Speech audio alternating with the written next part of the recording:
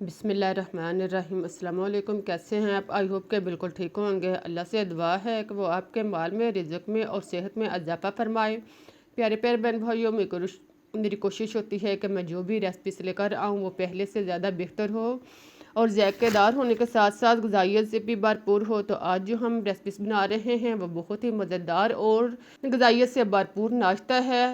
आज हम बहुत ही ज़ायकेदार टेस्टी पराठा बना रहे हैं। कौन सा पराठा है ये आपको रेसिपीस देखने पर पता चल जाएगा। अब हम चलते हैं और मिलकर शुरू करते हैं अपना आज का नाश्ता। तो इसके लिए हमें चाहिए अंडे, दो अंडे तोड़ लें और इसे एक बाउल में डाल लें। अंडों को डालने के बाद अब इसे फेंटने से पहले इसमें खुश्क मसाला जात भी शामिल कर लें ताकि ये इसमें अच्छी तरह यकजा हो जाए। अब इसमें ज़ीरा 1 चम्मच, नमक टेस्ट के मुताबिक और सुरख मिर्च कुटी हुई 1 चम्मच शामिल करने के बाद अब इसमें आधा चम्मच काली मिर्च पिसी हुई शामिल करें और इन सब मसाला जात को अंडों में अच्छी तरह फेंट लें। इनको अच्छी तरह यकजा करने के बाद अब इसमें एक अदद मीडियम साइज़ का कटा हुआ प्याज शामिल करें और साथ में एक अदद मीडियम साइज़ का कटा हुआ टमाटर शामिल करें। अब एक अदद गाजर, इसको ब्रीक काश का लें मीडियम साइज़ की, इसमें शामिल करें। फिर इसमें 2 खाने के चम्मच शिमला मिर्च, इसको ब्रीक काट लें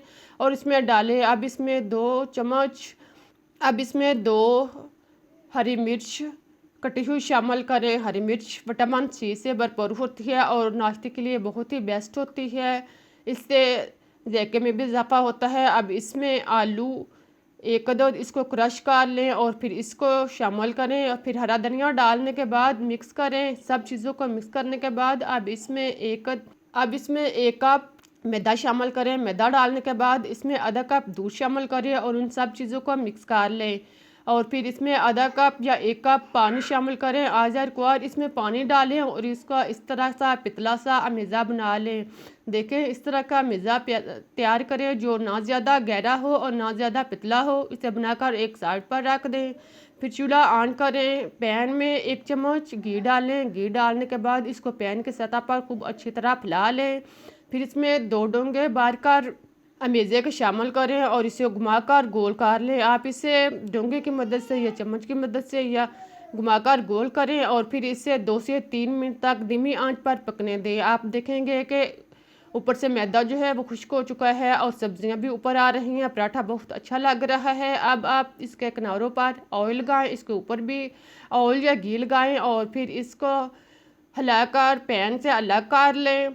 फिर चम्मच के साथ इसके साइड चेंज कर दें। साइड चेंज करने के बाद आप इसको चम्मच के साथ हरकत दें, ऊपर से चम्मच के साथ दबाएं ताकि ये अंदर तक सब्जियां जो हैं वो अच्छी तरह फ्राई हो जाएं और पराठा भी अंदर तक पक जाए। इसको साथ में हरकत देते रहें और फिर 1-2 दफ़ा इसकी साइड जो है वो चेंज करें। देखें इस तरह इसकी साइड जो है वो चेंज करें। पराठा दोनों साइड से जब पक जाए या ब्राउन हो जाए आप देख सकते हैं कि पराठा जो है हमारा तैयार हो चुका है।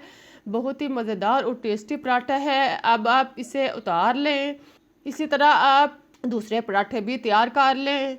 सारे पराठे तैयार करने के बाद देखें कितने अच्छे लग रहे हैं। बहुत ही टेस्टी नाश्ता है। आप इसे बनाएंगे तो आप ज़ायके के साथ साथ सेहत भी हासिल करेंगे। मैं आपको दिखाती हूँ पराठा कितना अच्छा बना है। अब हम इसे मज़े के साथ खाते हैं। आप खुद खाएं, बच्चों को दें। बहुत ही मज़ेदार और टेस्टी रेसिपीज़ है। इंशाल्लाह आप बनाएंगे तो आपको पसंद आएगी। लेकिन अब आप इसके ऊपर केचप लगाएं।